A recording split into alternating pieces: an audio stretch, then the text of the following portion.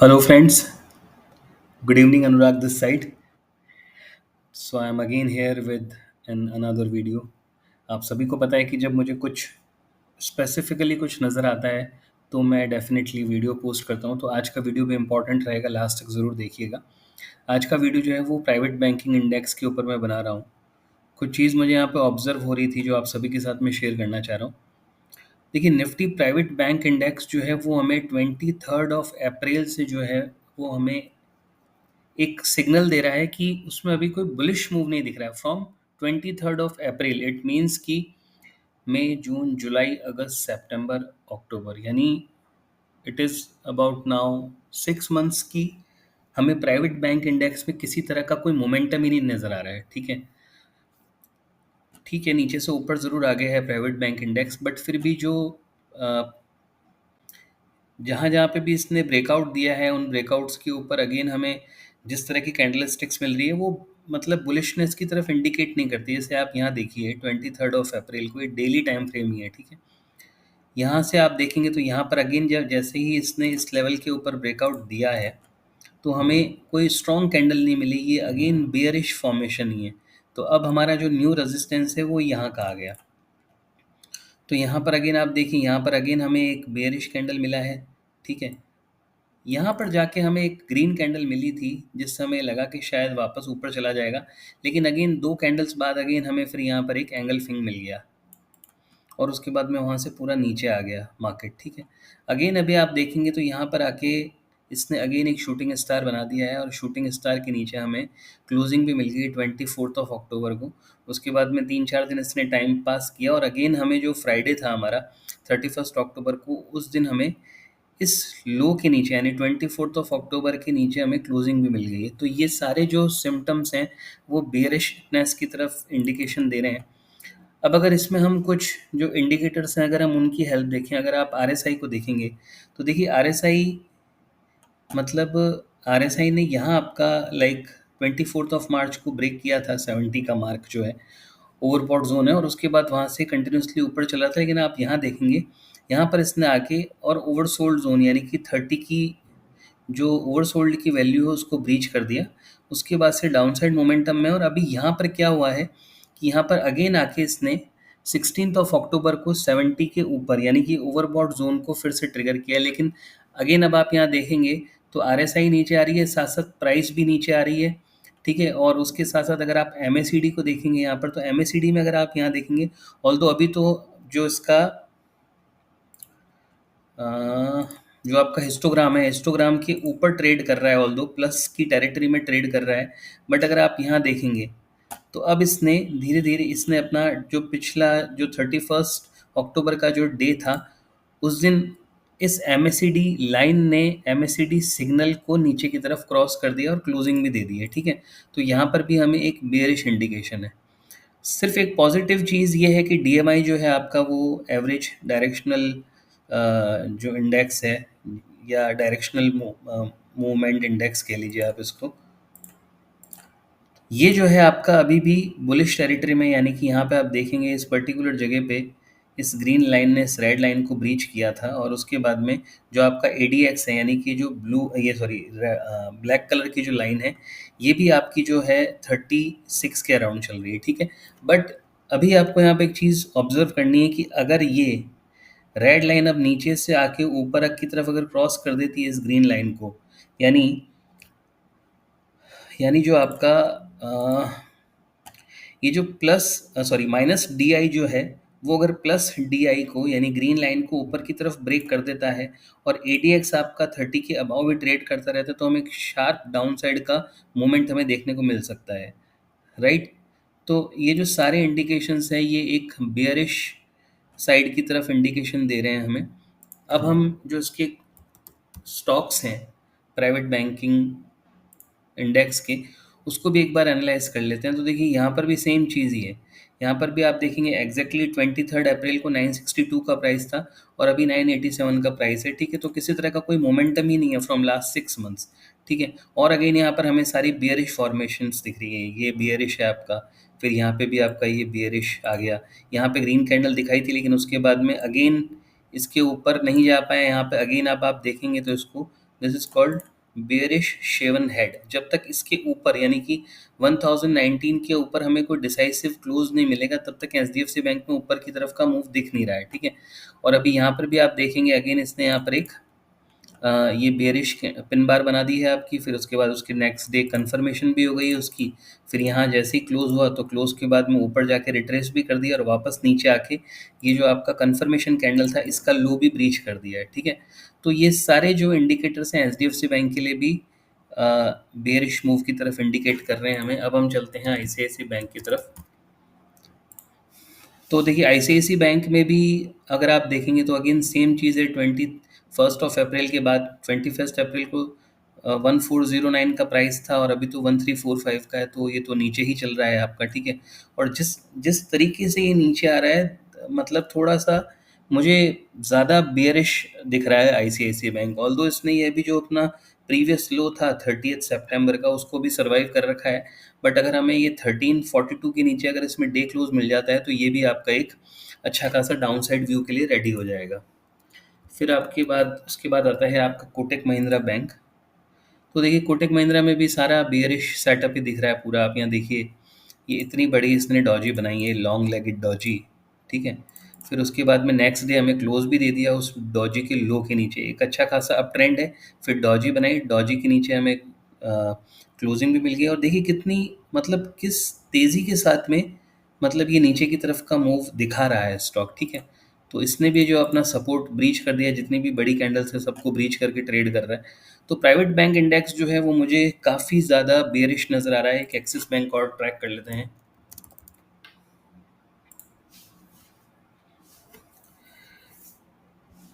Axis bank के अंदर हमें थोड़ा सा हाँ इसने भी कोई मूव नहीं दिखाया। ऑब्वियसली प्राइवेट बैंक चला ही नहीं इंडेक्स तो फिर स्टॉक्स कैसे चलेंगे, राइट। तो यहाँ पर भी इसने क्या किया है कि इस लेवल के ऊपर यानी कि वही 21 अप्रैल का जो प्राइस था यहाँ पे रिजेक्शन दिखाया, फिर यहाँ रिजेक्शन दिखाया, यहाँ इसने ब्रेकआउट दिया, लेकिन उसके बाद में अगेन इसने नीचे की साइड में क्लोजिंग्स दे दिए, राइट। अब हम इसके अंदर देख लेते हैं कि हाँ, ये भी आरएसआई जो है वो आपकी नीचे की तरफ ही दिखा रहा है, ठीक है। तो हो सकता है कि स्टॉक नीचे आ जाए, यानी कि एक्सिस बैंक में भी मुझे लगता है कि अनटिल एंड अनलेस हमें अब 1276 के ऊपर जब तक हमें क्लोज नहीं मिलेगा तब तक आपको इसके अंदर बाइंग अवॉइड करनी चाहिए। ये भी आपका एक शूटिंग स्टार का एंड ऑफ पैटर्न है, ऑल्दो आइडियल नहीं है बट है। उसके बाद में क्या इतनी सारी इनडिसीजन की कैंडल्स बनी है, ठीक है। तो अगर हमें इस जो 31 अक्टूबर का लो है उसके नीचे अगर हमें क्लोजिंग मिलती है यहाँ पे एक्सिस बैंक में तो ये भी आपका एक बहुत वीक टेरिटरी में कन्वर्ट हो जाएगा, ठीक है फ्रेंड्स। तो ये था प्राइवेट बैंक इंडेक्स और उसके जो भी स्टॉक्स हैं उनका एक एनालिसिस। यानी कि मुझे लग रहा है कि प्राइवेट बैंक्स जो हैं वो बैंक निफ्टी को नीचे की तरफ ड्रैग कर सकते हैं। अब देखिए क्या होता है स्टॉक मार्केट में बहुत अजीब सी सिचुएशंस भी क्रिएट होती है कि प्राइवेट बैंक इंडेक्स जो है वो आपका बेयरिश लग रहा है, लेकिन वहीं पे अगर हम पीएसयू बैंक इंडेक्स को देखें तो पीएसयू बैंक इंडेक्स में बहुत बड़ा ब्रेकआउट हो गया है। अगर आप देखेंगे, अगर मैं मंथली टाइम फ्रेम पे अभी जो हमारा 31 अक्टूबर एंड हुआ है तो उसमें हमें वीकली क्लोज भी मिला है और मंथली क्लोज भी मिला है। तो अगर हम यहाँ देखें ये वीकली क्लोज आपका सॉरी मंथली क्लोज आपका हो गया है, ठीक है, और उसके साथ साथ आपका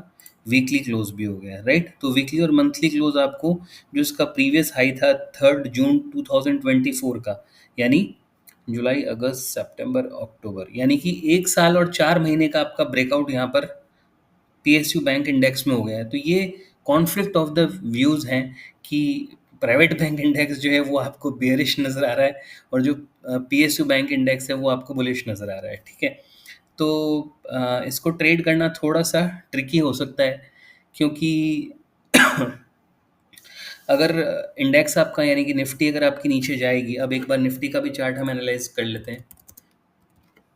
अगर निफ्टी आपकी नीचे जाएगी तो फिर आपको उसके साथ साथ स्टॉक्स भी आपके नीचे जा सकते हैं, राइट। अब देखिए यहाँ पर एक सबसे इम्पोर्टेंट चीज़ जो मैं ऑब्जर्व कर रहा हूँ, देखिए ये डीएमआई जो इंडेक्स है आपका, ठीक है। देखिए डीएमआई की ये एडीएक्स की वैल्यू देखिए, ये जो ब्लैक कलर की लाइन चल रही है यहाँ नीचे इसकी वैल्यू देखिए, ये बेसिकली बताता है कि किसी भी ट्रेंड के अंदर स्ट्रेंथ है कि नहीं है, ठीक है। तो अगर आप यहाँ देखेंगे कि निफ्टी ऊपर ज़रूर आ गई है, यहाँ से 7 अप्रैल के बाद से ऊपर ज़रूर आ गई है, बट यहाँ पे ट्रेंड में कोई स्ट्रेंथ नहीं दिख रही है यहाँ एडीएक्स के अकॉर्डिंग, ठीक है। और यहाँ पे आप देखेंगे थोड़ा डाइसी है, कभी ऊपर कभी नीचे इस तरह का मूवमेंट दिख रहा है, ठीक है। और उसके साथ साथ जो आपका आरएसआई भी जो है वो आरएसआई ठीक है, ओके ओके है, बट मतलब ज़्यादा क्लूज नहीं है यहाँ पे हमारे पास। अगर मैं एडीएक्स को कंसीडर करूँ तो हमें कोई मतलब ट्रेंडिंग मार्केट नहीं दिख रही है निफ्टी के अंदर। यानी कि हो सकता है कि इसी तरह का रेंज बाउंड मूवमेंट हमें देखने को मिले, राइट। अब यहाँ पे अगर आप देखेंगे एक चीज़ और ऑब्जर्व करेंगे तो यहाँ पे एक नेगेटिव डाइवर्जेंस भी है आरएसआई के अंदर। देखिए ये प्राइस देखिए, यहाँ पर इसने हाई लगाया था, तो जो आपकी आरएसआई थी वो 64.58 थी, राइट। ये 64.58, और अभी जब इसने ये देखिए हाई लगाया है, न्यू हाई बनाया है इसने, ये इस तरह से इसने न्यू हाई बनाया है, लेकिन आरएसआई जो है वो आपकी 61.60 ही है।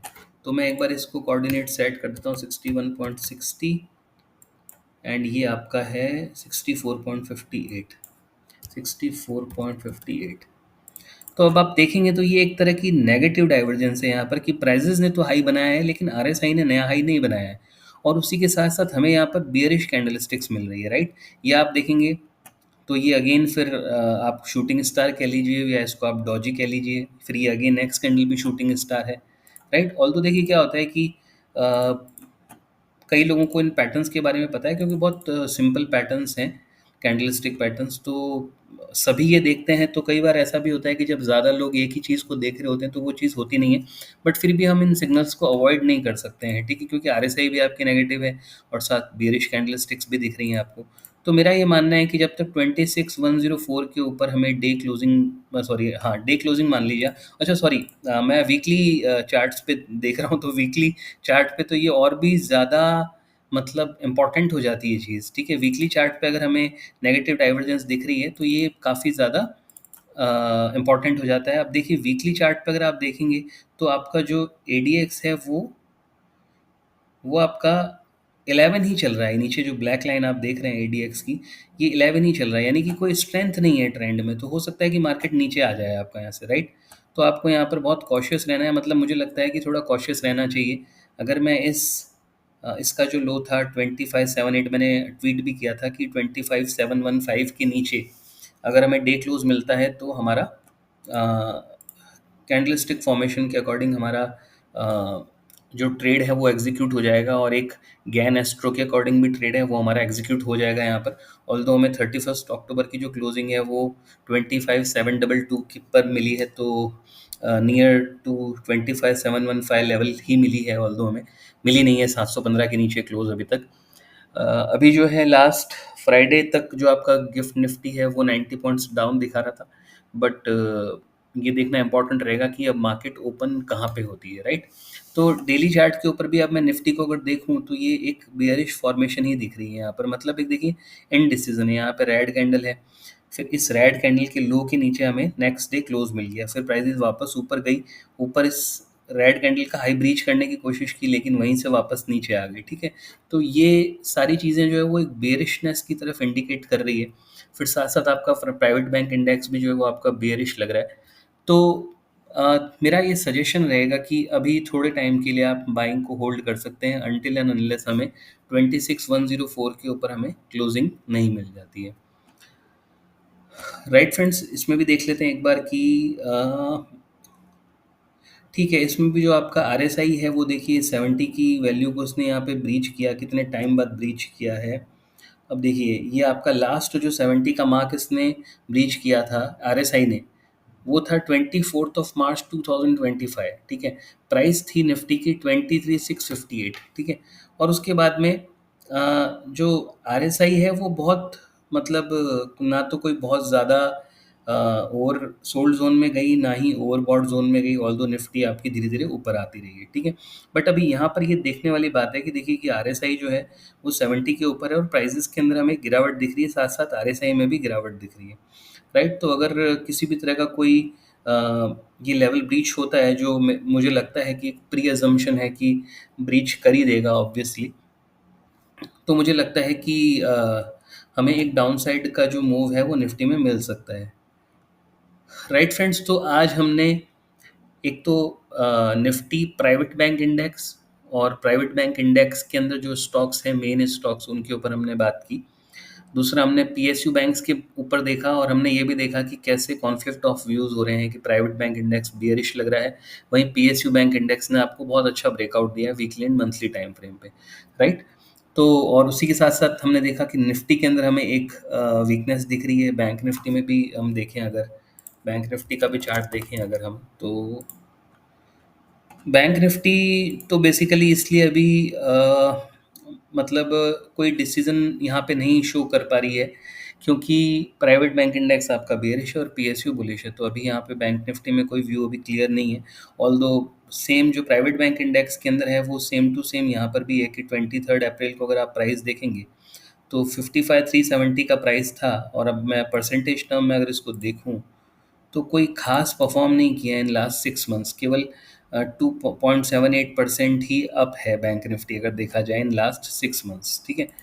तो ये कोई बड़ा मूव नहीं है, तो आपको थोड़ा कॉशियस रहना चाहिए यहाँ पर। ये आपका यहाँ पर एक बेरिश पिन बार है और उसके नीचे यानी कि ये 57,482 के नीचे अगर हमें क्लोजिंग मिल जाती है तो आपकी बैंक निफ्टी भी जो है वो वीक हो जाएगी, राइट फ्रेंड्स?